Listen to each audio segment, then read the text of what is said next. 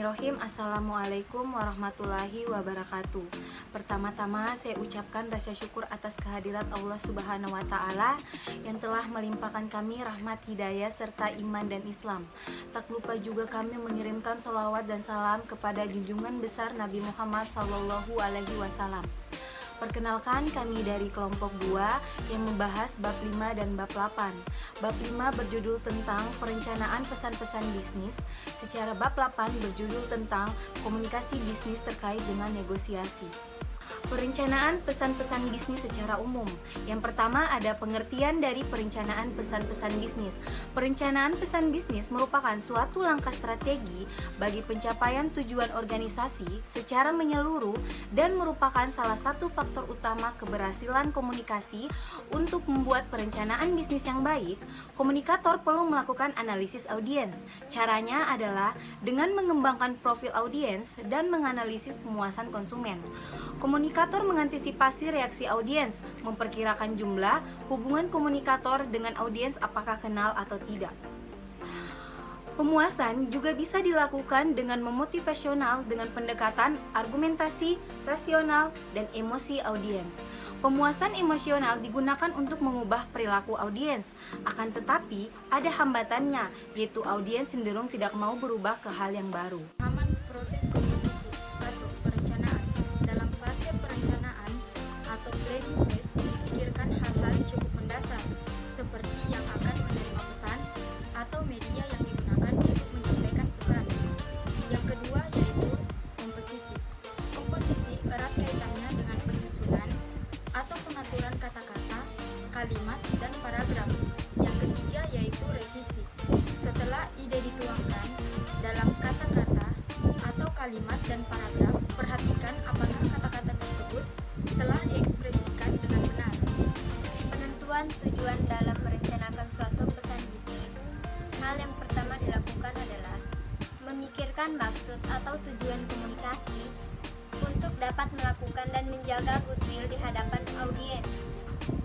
Maka hal pertama, ia harus menentukan tujuan yang jelas dan dapat diukur sesuai dengan tujuan organisasi.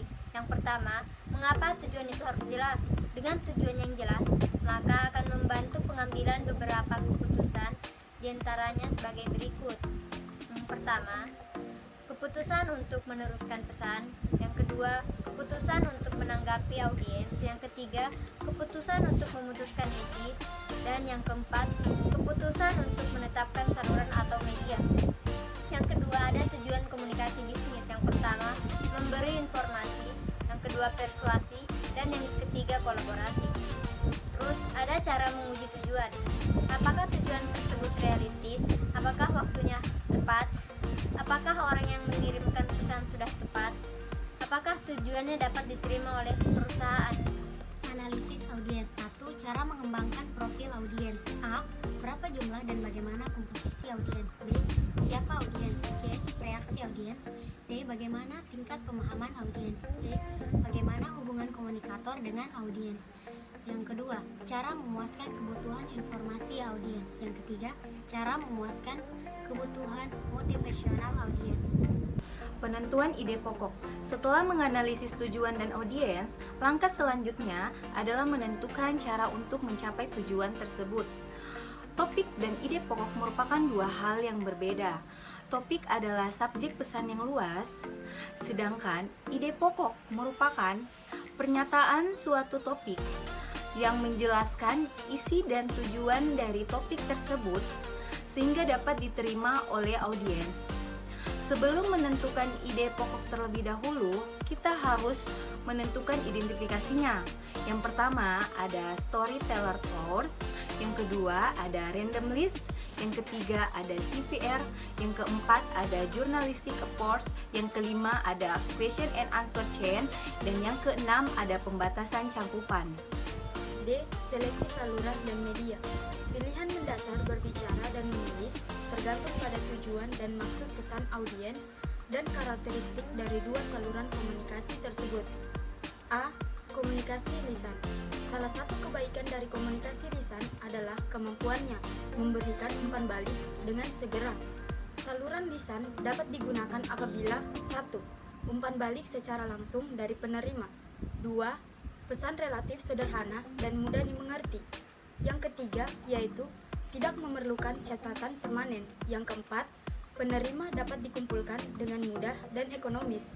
Yang kelima yaitu mendorong interaksi untuk pemecahan masalah dan pengambilan keputusan. Komunikasi lisan. B. Komunikasi tertulis. Pesan tertulis dapat disampaikan melalui berbagai macam bentuk seperti surat, memo, dan laporan. Kelebihan dari komunikasi lisan tertulis adalah adanya kesempatan bagi para komunikator untuk merencanakan dan mengendalikan pesan. Kekurangannya yaitu adalah umpan balik secara langsung yang tidak diperoleh dalam waktu yang cepat. Sekarang bab 8, yaitu tentang komunikasi bisnis terkait negosiasi dan laporan. Yang pertama, pengertian negosiasi. Menurut Hartman, negosiasi merupakan suatu proses komunikasi antara dua pihak yang masing-masing mempunyai tujuan dan sudut pandang mereka sendiri, yang berusaha mencapai kesepakatan yang memuaskan kedua belah pihak mengenai masalah yang sama. Tujuan bernegosiasi adalah untuk menemukan suatu dari kesepakatan. Proses bernegosiasi. A. Pencarian fakta. B. Menaksir posisi lawan bernegosiasi. C. Membuat perencanaan yang baik. Dan D. Memilih serta mengatur tim negosiasi. Tahap perencanaan. Yang pertama, sasaran negosiasi. Yang kedua, strategi negosiasi terbagi dari 3. Yang pertama, strategi kooperatif. Yang kedua, strategi kompetitif. Dan yang ketiga, strategi analitis. C. Proses negosiasi. Yang pertama, persiapan. Kedua, kontak mata. 3. Konfrontasi. Keempat, kompromi. Yang kelima, solusi. Dan kelima, pasca negosiasi. Selanjutnya, tahap implementasi. Tahapan ini merupakan tahapan penerapan atau tindakan yang diperlukan agar mencapai suksesnya dalam bernegosiasi. Implementasi memiliki beberapa komponen penting, antara lain yang pertama, taktik cara Anda, yang kedua, taktik bekerja sama, yang ketiga, taktik tidak bertindak apa-apa, yang keempat, taktik melangkah ke tujuan lain. C. Keterampilan bernegosiasi. Menurut Hartman, ada beberapa hal penting yang perlu diperhatikan dalam bernegosiasi. Antara lain, 1. Persiapan. Kedua, memulai negosiasi. Yang ketiga, strategi dan teknik. Yang keempat, kompromi. Yang kelima, menghindari kesalahan taktis. Menurut Matok dan Renbord, antara lain, 1. Merasa nyaman akan dirinya sendiri. Kedua, tidak merasa dibohongi. Yang ketiga, sekutu yang kekal. Dan yang keempat, mengetahui dan memahami lebih banyak. Tipe negosiator menurut Casey, ada 4 negosiator, yaitu yang pertama negosiator curang, negosiator profesional, negosiator bodoh, dan negosiator naif. Pengertian rapat bisnis. Rapat bisnis dapat didefinisikan sebagai bentuk pertemuan 2 orang atau lebih di suatu tempat, baik di dalam maupun di luar kantor, untuk membahas hal-hal yang berkaitan dengan kegiatan bisnis. Kemudian ada perbedaan rapat bisnis dan non-bisnis. Rapat bisnis tentunya berorientasi bisnis. Di samping itu, rapat bisnis umumnya bersifat resmi atau formal dan cenderung protokoler seremonial. Sementara rapat non-bisnis orientasi atau tujuan penyelenggaraannya bukan berorientasi pada bisnis. Nah, kemudian ada tujuan rapat. Yang pertama, berbagi informasi, penjajakan ide atau gagasan, evaluasi ide dan gagasan, kemudian pengambilan keputusan, membuat dokumen, serta memotivasi peserta. Kemudian ada jenis-jenis rapat. Yang pertama, pengarahan, rapat konsultasi, rapat komite, rapat dewan, dan negosiasi. Kemudian, perencanaan rapat bisnis. Ada beberapa ciri tentang bagaimana mendesain sebuah agenda rapat bisnis yang baik. Antara lain, yang pertama, cantumkan tanggal, tempat, dan waktu.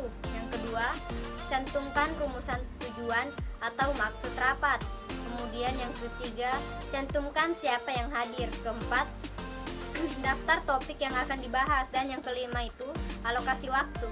Ada beberapa hal yang perlu dipersiapkan dan diperhatikan dengan baik. Yang pertama ada undangan, yang kedua waktu dan tempat, yang ketiga berapa lama waktu rapat bisnis, yang keempat pembawa acara, dan yang terakhir ada panitia penyelenggara. Baik, sekian dari hasil video kami. Kami dapat menarik kesimpulan bahwa komunikasi itu sangat penting. Mengapa? Karena komunikasi itu dapat menjalin adanya keterhubungan antara satu sama lain.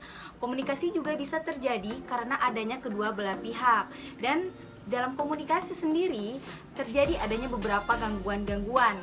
Ya, itu tadi kesimpulan dari kami. Kami ucapkan terima kasih dan semoga video ini bermanfaat bagi semua orang. Sekian dari pemaparan video pembelajaran kami. Kami dari kelompok 2 mengucapkan wabillahi taufiq wal hidayah. Wassalamualaikum warahmatullahi wabarakatuh. Stinamna lebih dari yang lain.